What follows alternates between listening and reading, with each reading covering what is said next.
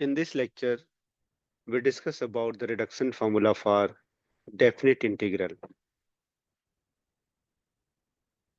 The question is, prove that integration of sine to the power nx under the limit 0 to pi by 2 with respect to x, which is equal to n minus 1 upon n into n minus 3 upon n minus 2 into n minus 5 into n minus 4 up to and multiply by 5 by 6 into 3 by 4 into 1 by 2 into pi by 2 if n is even, and if n is odd, then n minus 1 upon n into n minus 3 upon n minus 2, n minus 5 upon n minus 4 up to 6 by 7 into 4 by 5 into 2 by 3 into 1.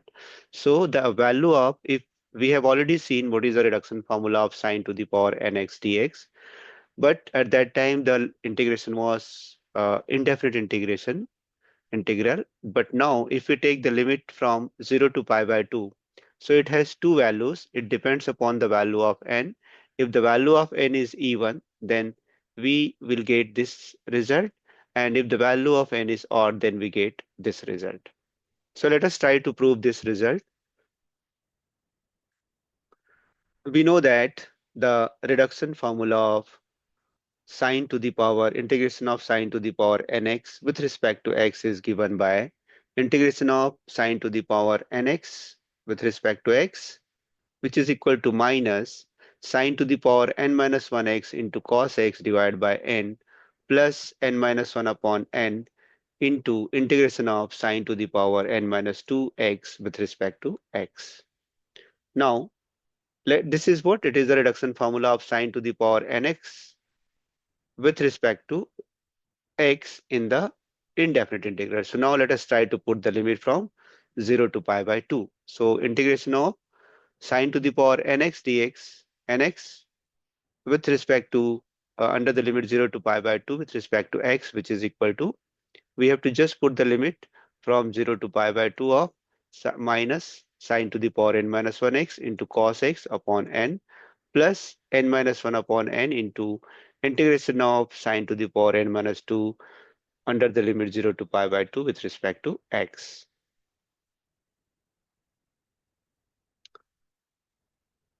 Now, if we put the limit over here, just look here, what will happen? It is pi by 2. If you put sine pi by 2 is 1, but cos pi by 2 is 0. Similarly, if you put lower limit, so sine 0 is 0, cos 0 is 1. So both the time we are getting 0 value. So the first part is ultimately 0. So now we have n minus 1 upon n minus 1 upon n.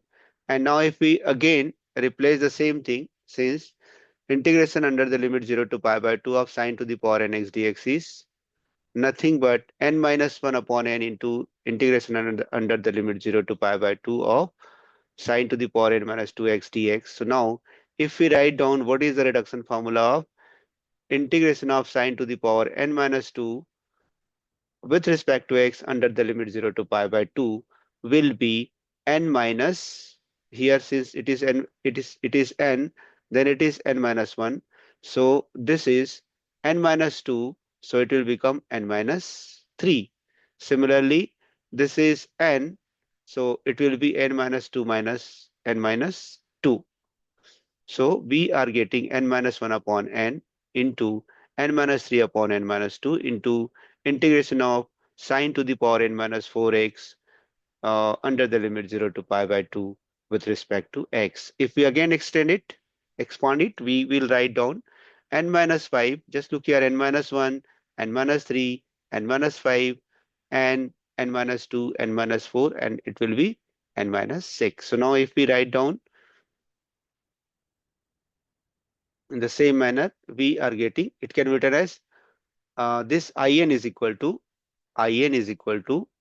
n minus 1 upon n into in minus 2, and in minus 2 can be written as n minus 1 upon n into n minus 3 upon n minus 2 in minus 4, and in minus 4 can be written as in minus 5 upon n minus 4 into in minus 6. Again we can write down in minus 6 in the in minus 7 upon n minus n minus 7 upon n minus 6 and in minus 8.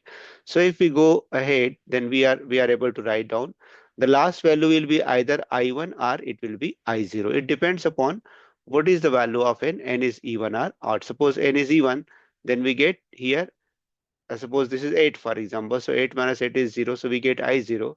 But if n is odd, suppose it is 9, so 9 minus 8 is 1, so we will get I1 or I0. So let us consider about the two cases. Case number 1, n is even, then this can be written as integration of sine to the power nx under the limit 0 to pi by 2 with respect to x, which is equal to n minus 1 upon n into n minus 3 upon n minus 2 into n minus 3 upon n minus 4 into, if we take suppose n is equal to 6, n equal to 6, what will happen? N equal to 6, then 6 minus 5 is 6 minus 5 is 6 minus 1 is what? It is 5 and upon 6. If n is equal to 4, then 4 minus 1 is 3 upon 4. If it is 2, then 1 upon 2 into integration under the limit 0 to pi by 2 of sine to the power n minus n. And sine to the power n minus 1 is nothing but sine to the power 0, and anything has power 0 will become 1. So we have to find out this term is what is this term? It term is integration under the limit 0 to pi by 2 of x dx. We can write down. It is integration of 1. Integration of 1 is nothing but x under the limit 0 to pi by 2. So we can write down n minus 1 upon n into n minus 3 upon n minus 2 into n minus 5 upon n minus 4 into 5 by 6 into 3 by 4 into 1 by 2 into pi by 2 minus 0. So ultimately we are able to write down integration of sine to the power nx under the limit 0 to pi by 2, which is given by n minus 1 upon n minus 3 upon n minus 2, n minus 5 upon n minus 4, up to 5 by 6 into 3 by 4 into 1 by 2 into pi by 2. It is pi by 2 when n is equal to even. So let us take what will happen if n is odd.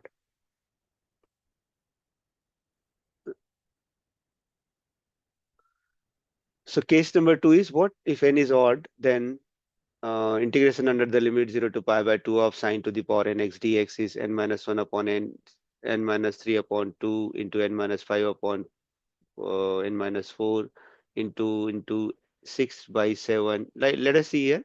Suppose if we are putting 7 n equal to 7. So 7 minus 1 is 6 upon 7, 6 by 7. Suppose n is equal to 5, then 5 minus 1 is 4, 4 upon 5. If n equal to 3, then 3 minus 1 is 2, 2 upon 3. And the last term will be what? It is the n minus 1 term, n minus 1 term. So this can be written as this plus n and minus n will cancel, and we have this value will be integration of sine x under the limit 0 to pi by 2. And we know that what is the integration of sine x? It is nothing but minus cos x. So we are not changing this part. This or all part will be the similar. We are only writing this part. So minus cos x, because integration of sine x is minus cos x under the limit 0 to pi by 2. If we put the upper limit, minus cos pi by 2 and minus of minus 0, cos 0. So cos 0 is 1. So we are able to write down n minus 1 upon n into n minus 3 upon n minus 2 into minus cos pi by 2 plus cos 0. This is what it is 0 and cos 0 is 1. So ultimately we are getting integration of sine to the power nx dx under the limit 0 to pi by 2, which is equal to n minus 1 upon n into n minus 3 upon n minus 2 into n minus 5 upon n minus 4 into 5 by 6 into 3 by 4 into 1 by 2 into 1. So these are the two different values of definite integral of reduction formula of sine to the power nx under the limit 0 to pi by 2. Now we can write down both the formula in one way like this. So this is the, if n is even, then we have to multiply by pi by 2. And if n is odd, then we have to multiply by 1. So we have to learn this part. If n is even, then multiply by pi by 2. If n is odd, then we have to multiply by 1. Since we know that the integration of cos to the power nx dx under the limit 0 to pi by 2, which is equal to, we can write down, since its upper limit is pi by 2, so it can be written as the integration under the limit 0 to pi by 2 of cos to the power n, and this x is replaced by pi by 2 minus x, as we know about the formula, integration of f of x under the limit 0 to a, which can be written as integration of f of a minus x under the limit 0 to a with respect to x. So now this can be replaced by upper limit minus the variable. So same thing here, x is over there, upper limit is pi by 2. So that can be replaced by, x can be replaced by pi by 2 minus x. But we know that cos pi by 2 minus x is nothing but sine to the power sine x. So now this value is nothing but integration of sine to the power nx under the limit 0 to pi by 2 with respect to x. And we know that what is the value of this? So this is a similar value. So we have the value of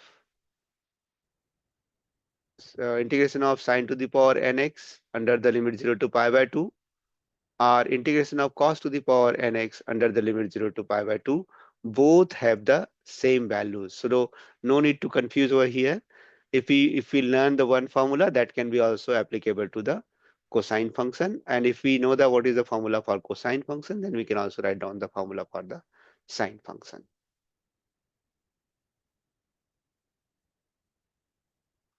Similarly, we can write down the reduction formula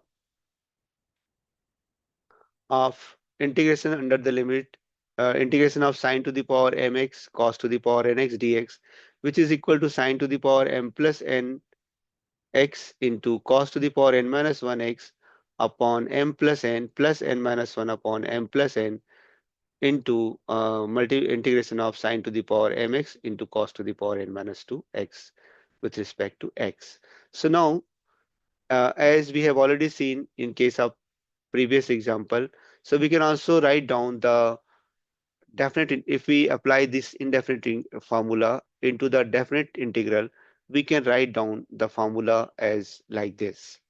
Integration of sine to the power mx cos to the power nx under the limit 0 to pi by 2 with respect to x, which is equal to m minus 1, m minus 3, m minus 5, m minus 7.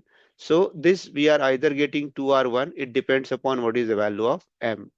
And this will be multiplied with n minus 1, n minus 3 into n minus 5 into n minus 7. Again, it will be 2 or 1. It depends upon the n is even or odd. And same thing in the denominator, m plus n minus 2, m plus n minus 4, m plus n minus 6, m plus n minus 8, and so on. And again, the last value will be either 2 or 1 according to the value of m or n, which is even or odd. And this is multiplied by p, where p is equal to pi by 2, where p is equal to pi by 2, if m and n both are even, and its value is 1 if m and n are both are not even. It may also happen that m even, n odd, or m odd, n even, or both should be odd. So if both are even, then we have to multiply by pi by 2, and if otherwise, we have to multiply by 1. So these are some reduction formula based on the definite integral. Thank you.